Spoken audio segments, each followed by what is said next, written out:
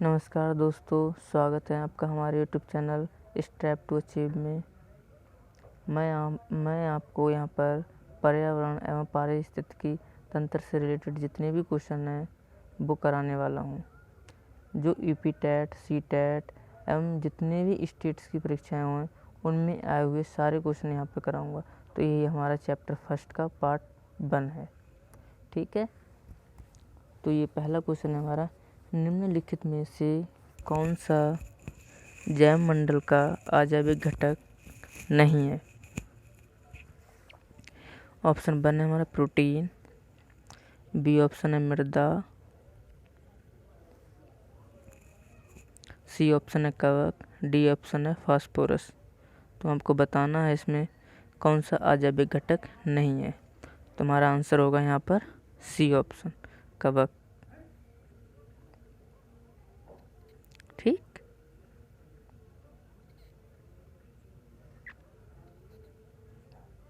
C option हमारा यहाँ पर आंसर होगा। ठीक, अजैविक घटक क्या होते हैं? ऐसे निर्जीव पदार्थ होते हैं जो जीवों को किसी न किसी रूप में प्रभावित करते हैं, अजैविक घटक कहलाते हैं। उदाहरण जैसे मृदा हो गया, हवा हो गया, जल हो गया, और हमारे कार्बनिक पदार्थ हो गए, protein, carbohydrate, nitrogen, phosphorus, sulphur आदि। ठीक है, हम दूसरे क्वेश्चन की तरफ बढ़ते हैं।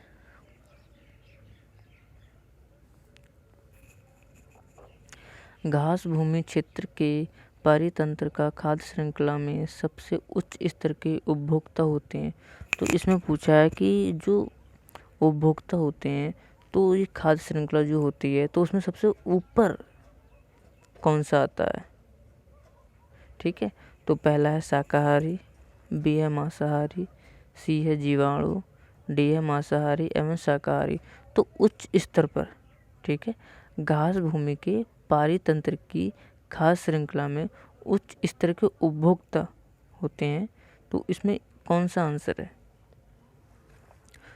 तो इसमें आंसर होगा हमारा बी, मांसाहारी।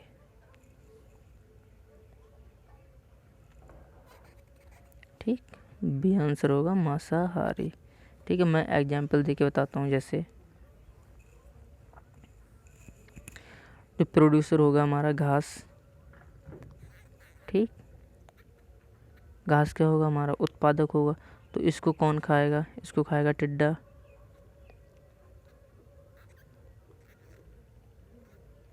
ठीक, इसको कौन खाएगा? टिड्डा खाएगा। टिड्डा को कौन खाएगा? मेढक खाएगा।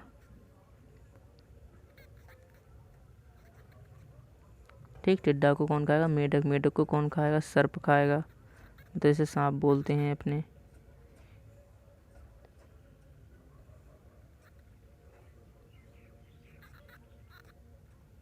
ठीक, और सर्प को कौन खाएगा? इसको खाएगा गिद्ध।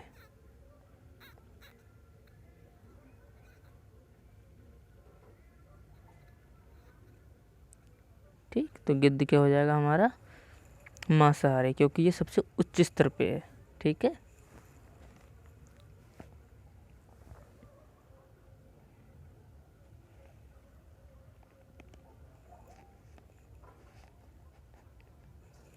तीसरा क्वेश्चन है हमारा,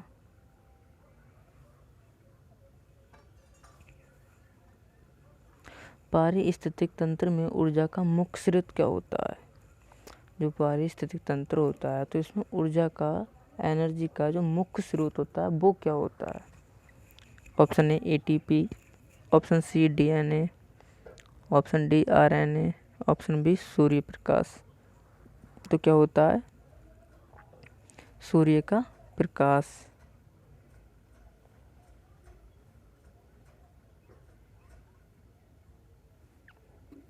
इसमें कौन सा आंसर होगा हमारा? ऑप्शन बी, सूर्य का प्रकाश। ठीक, नेक्स्ट क्वेश्चन की तरफ बढ़ते हैं।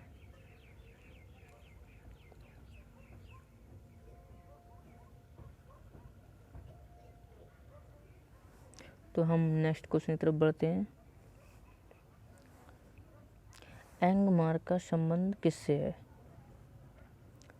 एंगमार्क का संबंध किससे है? गुणवत्ता से, पैकेजिंग से, संसाधन से, उत्पादन से।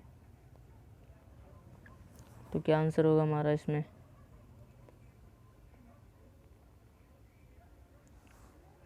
इसमें आंसर होगा हमारा गुणवत्ता से, ए। ठीक, नेक्स्ट क्वेश्चन तरफ बढ़ते हैं।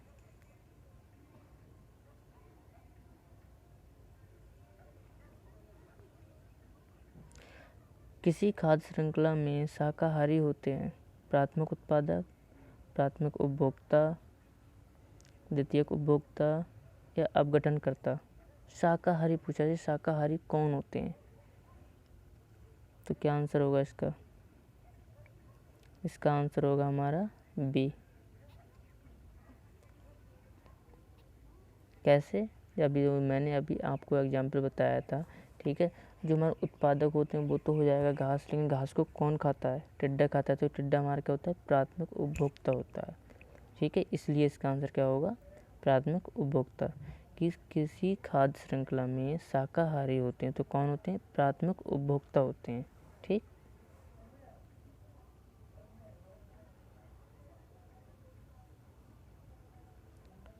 क्वेश्चन नंबर 5 की तरफ बढ़ते हैं।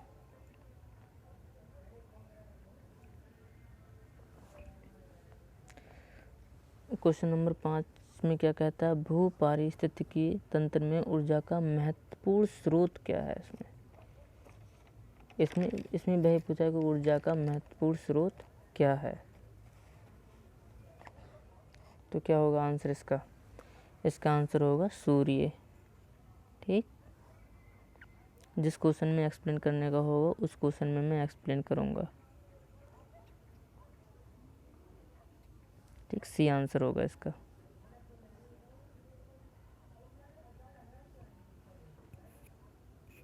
जब एक जीव लाभ लेता है बगैर दूसरे सहवासी जीव को प्रभावित किए तो कहलाता है। जब एक जीव लाभ लेता है किसी बगैर दूसरे सहवासी जीव को प्रभावित किए तो क्या कहलाता है? तो वो कहलाता है सहभोजी। सहभोजी आंसर बी होगा इसका।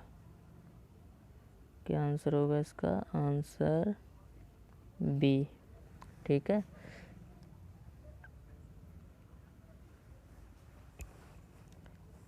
क्वेश्चन नंबर 8 की तरफ बढ़ते हैं।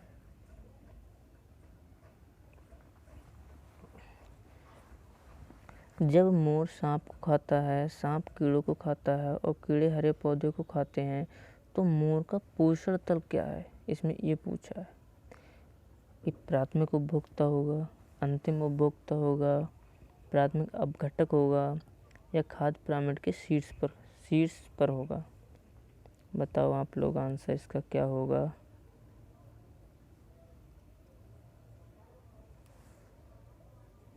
उसके बाद मैं एक्सप्लेन करूँगा।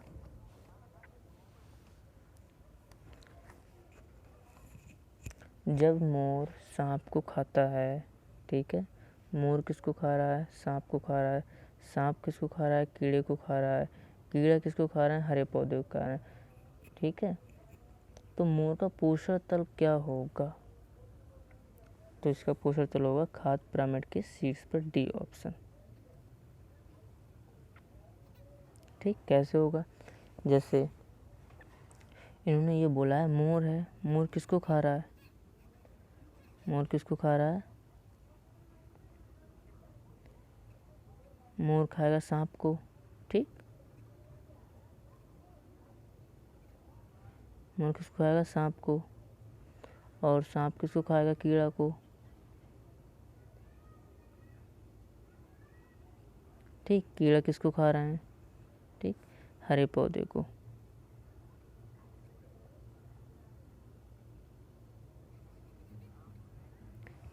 तो इसमें इन्होंने पूछा है तो मोर का पोषण तल क्या होगा?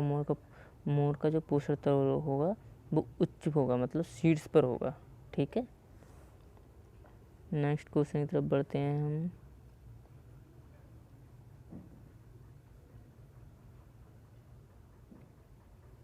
क्वेश्चन नंबर 9 की तरफ।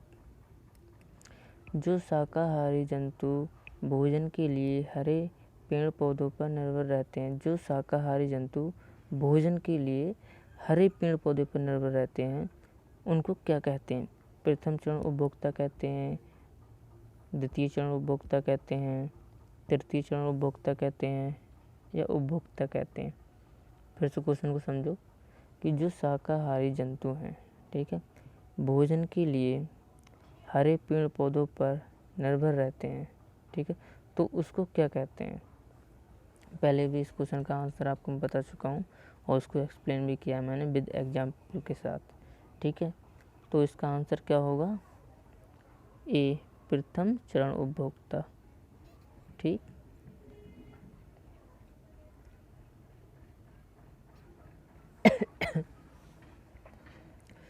ठीक है। जैसे एग्जाम्पल बता देता हूँ आपको, जैसे पौधे हैं, ठीक, पौधों को कौन खाता है? शाकाहारी जंतु खाते हैं, ठीक।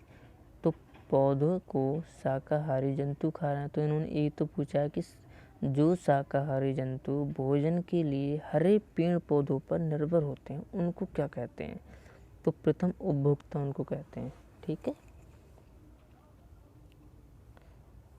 प्रश्न नंबर 10 की तरफ बढ़ते हैं हम। प्रश्न नंबर 10 कह रहा है कि इकोसिस्टम की सही परिभाषा क्या है?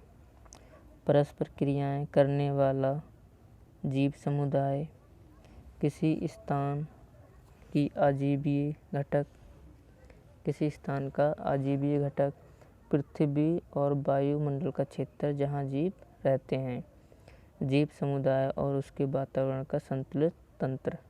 बताओ क्या ऑप्शन होगा इसका? तो हम यहाँ पर जाएंगे आंसर नंबर डी की तरफ। क्यों जाएंगे? क्योंकि जो पारिस्थितिकी तंत्र होता है एक प्राकृतिक इकाई है जिसमें एक क्षेत्र विशेष के सभी जीवधारी अर्थात पेड़ पौधे जानवर अणु जीव शामिल हैं, जो कि अपने अजैव पर्यावरण के साथ अंतर्क्रिया करके एक संपूर्ण जैविक इकाई बनाते हैं। इस प्रकार परितंत्र, ठीक है, इस प्रकार परितंत्र अवयवों की एक इकाई है जो एक ही आवास को बांटते हैं, ठीक है। तो इसलिए जीव समुदाय और उसके वातावरण का संतुलित तंत्र, हम डी की तरफ जाएंगे, ठीक। अब हम प्रश्न नंबर 11 की तरफ बढ़ते हैं। किसी पारितंत्र में तत्वों का चक्रण कहलाता है। किसी पारितंत्र में जो तत्वों का चक्रण होता है वो क्या कहलाता है? जैव भू रासायनिक चक्कर, भू वैज्ञानिक चक्कर, रासायनिक चक्कर, इनमें से कोई नहीं। बताओ क्या आंसर होगा इसका? तो इसका आंसर होगा ए। क्या आंसर होगा इसका? ए आंसर होगा। इसको मिटा देता हूँ मैं। इसका आंसर होगा ए, ठीक। कैसे होगा मैं आपको एक्सप्लेन करके बताता हूँ कि सभी जीव को मुख्यतः 4 तत्वों की आवश्यकता होती है। ये तत्व में कार्बन, ऑक्सीजन, नाइट्रोजन तथा हाइड्रोजन। ये तत्व वातावरण से जीवों में और जीवों से वातावरण में स्थानांतरित होते रहते हैं। जीव मंडल में विद्यमान ये चक्कर जैव भूगर्भीय रासायनिक चक्कर या पोषक चक्र कहलाते हैं, ठीक है। अब हम बढ़ते हैं प्रश्न नंबर 12 की तरफ। इसमें कहा है कि जैविक समुदाय में प्राथमिक उपभोक्ता है। जैविक समुदाय में प्राथमिक उपभोक्ता है तो क्या है? पहले भी मैं एक्सप्लेन करके आपको बता चुका हूँ। तो इसका आंसर होगा सी, ठीक, शाकाहारी। प्रश्न नंबर 13 की तरफ बढ़ते हैं। निम्न में कौन सर्वाधिक उत्पादक पारिस्थितिकी तंत्र है? बताइए आप।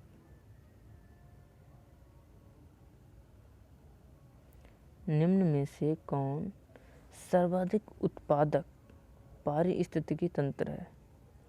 बताओ क्या होगा। उष्णकटिबंधीय वर्षा वन, टुंड्रा प्रदेश, मरुस्थल या सवाना।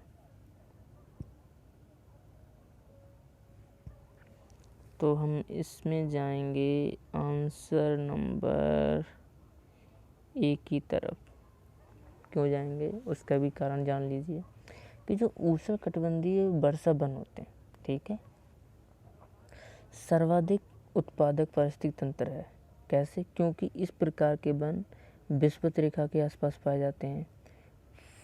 परिणाम स्वरूप इस क्षेत्र में पर्याप्त वर्षा तथा पर्याप्त तापमान होने के कारण पारिस्थितिक तंत्र के उत्पादन के लिए आदर्श उत्पन्न हो जाती है। मतलब अब जैसे ये है टुंड्रा प्रदेश, ये टुंड्रा प्रदेश कहाँ होगा, ठीक है, ये ठंडे स्थल होते हैं, तो इनमें कहाँ मतलब इतनी हमारी उत्पादक पारिस्थितिक तंत्र पाया जाएगा, इसलिए आंसर नंबर ए होगा इसका।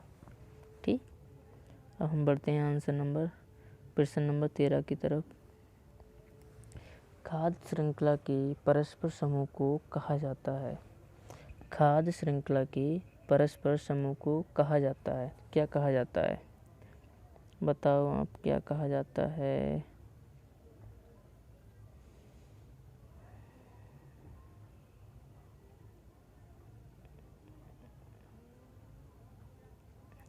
क्या कहा जाता है?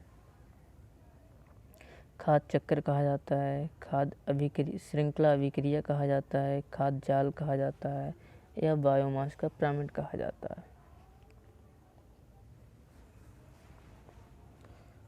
तो इसका आंसर नंबर होगा खाद्य श्रृंखला के परस्पर समूह को कहा जाता है, खाद्य चक्र कहा जाता है। नहीं, खाद्य चक्र नहीं, इसका आंसर नंबर सी होगा, खाद्य जाल कहा जाता है।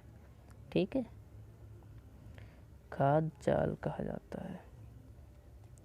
प्रश्न नंबर हम 15 की तरफ बढ़ते हैं। अब निम्नलिखित में से किस एक प्राणी को किसान का मित्र कहा जाता है? निम्नलिखित में से किस एक प्राणी को किसान का मित्र कहा जाता है? तो किसको कहा जाता है? चींटी को कहा जाता है, केंचुआ को कहा जाता है, मधुमक्खी को कहा जाता है, या तितली को कहा जाता है? मैं आपको यहाँ पर सिर्फ वही प्रश्न कराऊंगा जो प्रश्न पिछले टेट की जितनी भी परीक्षाएं हुई हैं सारे राज्यों की और सी टेट की, उसमें आए हुए हैं। ठीक है, तो इसका आंसर क्या होगा? इसका आंसर नंबर होगा बी। ठीक,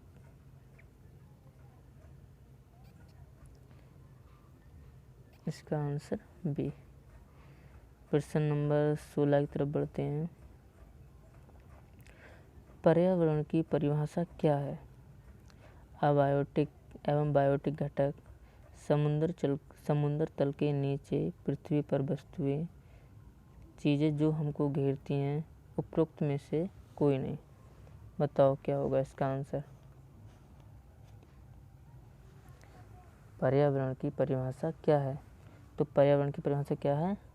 अबायोटिक एवं बायोटिक घटक, जैविक और अजैविक घटक। ठीक,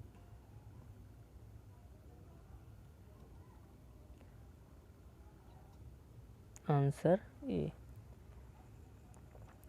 अगर आपको ये वीडियो अच्छी लगती है तो आप मेरे चैनल को लाइक कीजिए, मेरी वीडियो को लाइक कीजिए, चैनल को सब्सक्राइब कीजिए और वीडियो को ज़्यादा से ज़्यादा अपने दोस्तों के साथ शेयर कीजिए। और मैं आगे ऐसे ही बहुत सारी वीडियो बनाऊंगा। ठीक है, अगर आप लोगों का प्यार बना रहा तो।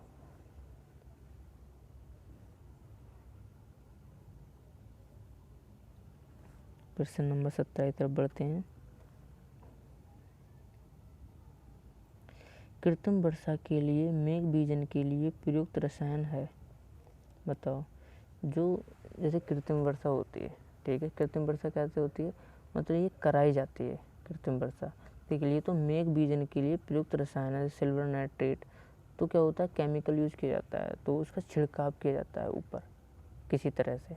ठीक है, तो उसमें क्या यूज किया जाता है ये पूछा है यहाँ पर। तो silver nitrate, potassium bromide, silver iodide, potassium nitrate. तो क्या आंसर होगा इसका? इसका आंसर होगा सिल्वर आयोडाइड। ठीक, आंसर सी। ठीक,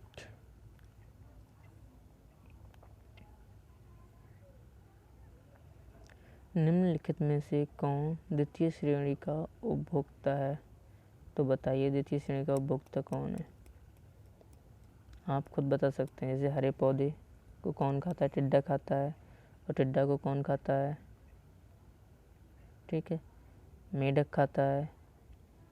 टिड्डा को सांप भी खा सकता है।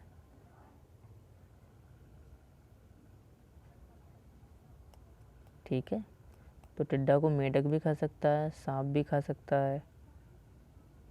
ठीक है, तो अब मेढक तो यहाँ पर है नहीं, तो आंसर क्या होगा हमारा? सांप होगा आंसर। ठीक, तो ऑप्शन बी की तरफ हम जाएंगे।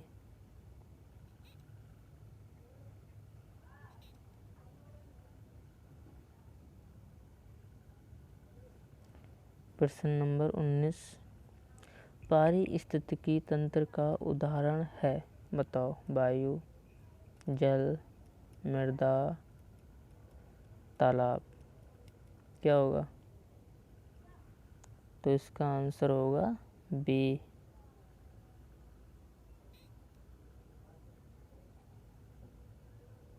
इसका आंसर होगा बी। क्यों? तालाब एक प्रकार का पारिस्थितिकी तंत्र का उदाहरण है, क्योंकि तालाब में जैविक एवं अजैविक तत्वों के साथ साथ जीव जंतुओं तथा पेड़ पौधों की उपस्थिति होती है। ठीक है, इसलिए इसका आंसर होगा बी। क्वेश्चन नंबर 20 की तरफ बढ़ते हैं। अन्य मृत जंतुओं पर निर्वाह करने वाले प्राणी को कहते हैं। जैसे कोई मृत जंतु है, ठीक है, तो मृत जंतु पर निर्वाह करने वाले प्राणी को क्या कहते हैं? पैरासाइट कहा जाता है, डिकम्पोजर कहा जाता है, ओमनीवोर कहा जाता है, या स्कैवेंजर कहा जाता है। बताओ क्या आंसर होगा इसका? आप इसका आंसर होगा सी। ठीक, जो स्कैवेंजर होते हैं मांसाहारी एवं शाकाहारी दोनों होते हैं। ठीक है, जो पर्यावरण में मृत जीव जंतु तथा मृत पेड़ पौधों पर अपना जीवन निर्वाह करते हैं, जैसे कि मक्खी हो गया, ठीक है, गिद्ध हो गया आदि, ऐसे ही। ठीक, प्रश्न नंबर 21 की तरफ बढ़ते हैं। पृथ्वी का अपमार्जक कौन है? बताओ, पृथ्वी का अपमार्जक कौन है? जीवाणु व कवक, मृदा व जल, पशु या पक्षी। तो इसका आंसर होगा ए।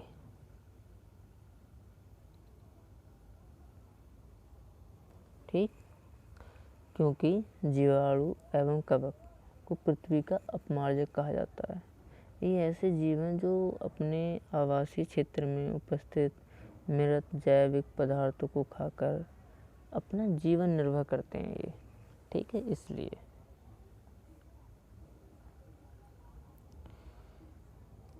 निम्नलिखित में से जैविक घटक क्या है? दो घटक होते हैं, एक अजैविक घटक होता है, एक जैविक घटक होता है। तो इन्होंने जैविक घटक होता है, तो जैविक घटक क्या होते हैं? पादप, मृदा, जल, वायु। तो इतना सिंपल या प्रश्न है, आप बता सकते हैं आसानी से। इसका आंसर होगा ए। ठीक, प्रश्न नंबर 23 की तरफ बढ़ते हैं। हमारे पर्यावरण में किस गैस का सबसे अधिक सांद्रण है? बताओ, किस गैस का सबसे, मतलब इन्होंने ये पूछा है इस प्रश्न में कि हमारे पर्यावरण में सबसे ज़्यादा गैस कौन सी पाई जाती है? ऑक्सीजन, कार्बन डाइऑक्साइड, हाइड्रोजन या नाइट्रोजन। बहुत आसान प्रश्न है, आप बता सकते हैं आसानी से। डी ऑप्शन होगा। ठीक, इसका आंसर क्या होगा? डी। ठीक, क्योंकि नाइट्रोजन कितनी पाई जाती है 78% और ऑक्सीजन कितनी पाई जाती है 20.9% पाई जाती है और आर्गन कितनी पाई जाती है 0.93, कार्बन डाइऑक्साइड 0.03। ठीक है, तो सबसे ज़्यादा कौन सी पाई जाती है हमारी, हाइड्रोजन तो बहुत ही कम 0.001% के समथिंग पाई जाती है। ठीक है, तो यहाँ पर सबसे ज़्यादा कौन सी गैस पाई जाती है, नाइट्रोजन। तो हमारा आंसर क्या होगा, नाइट्रोजन। कौन जीवीय कारक नहीं है, पेड़ पौधे, जंतु, सूक्ष्म जीव, ये चट्टान, बताइए जो जीवीय कारक नहीं है।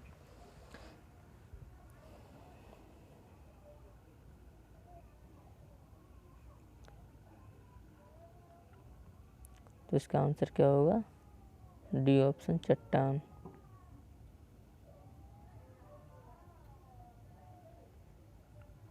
प्रश्न नंबर 25 की तरफ बढ़ते हैं। हमारे पर्यावरण को बचाने के लिए 3 प्रकार के आहार होते हैं, तो वो उन 3 प्रकार के आहार का मतलब क्या होता है, यहाँ पर ये पूछा है। कम उपयोग, पुनः चक्रण, पुनः निर्माण, पुनः उपयोग, पुनः संरचना, पुनः निर्माण, कम उपयोग, पुनः चक्रण और पुनः उपयोग, कम उपयोग, पुनः चक्रण और पुनः संरचना। बताओ क्या होता है इसका आंसर। तो इसका आंसर होगा सी।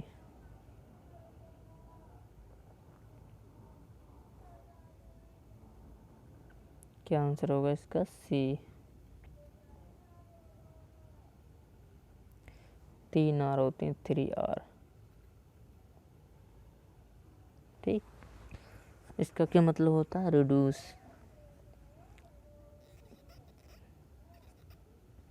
कम उपयोग,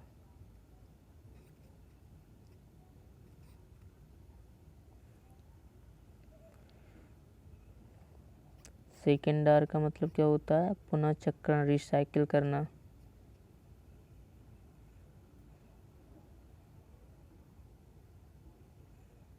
ठीक, और थर्ड आर का क्या मतलब होता है, पुनः उपयोग, रीयूज करना। ठीक, तो आज मैं आपको सिर्फ 25 ही क्वेश्चन कराऊंगा। ठीक है, पार्ट 2 मेरा जल्दी ही आएगा और आप लोग मेरे चैनल को सब्सक्राइब कीजिए, ज़्यादा से ज़्यादा शेयर कीजिए और मेरी वीडियो को लाइक कीजिए अगर आपको पसंद आती है तो। और मैं ऐसे ही सारे सब्जेक्ट की वीडियो लेके आने वाला हूँ और मैं जल्द ही, अगर आपको अच्छा लगता है तो आप मुझे कमेंट करके बताइए। मैं इसके प्रश्न के साथ साथ थ्योरी भी कराऊंगा। ठीक है, धन्यवाद।